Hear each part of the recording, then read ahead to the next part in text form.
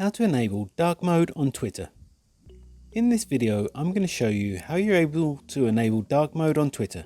But before I do that, please don't forget to like this video and subscribe to my channel. Okay, so first open up the Twitter app on your mobile device and then tap on your profile icon in the top left hand corner. Scroll down until you get to the option that says Settings and Support. Scroll down again and tap on Settings and Privacy.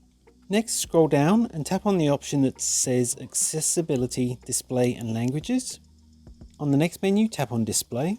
And as you can see here, under Display, it's got the option of Dark Mode. So tap on Dark Mode, and then you can tap On, Off, or use device settings. So I'm going to tap On.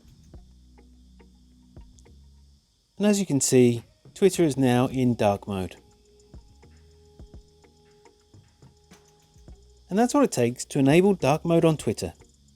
If you found this video helpful, I'd love it if you liked the video and subscribe to my channel.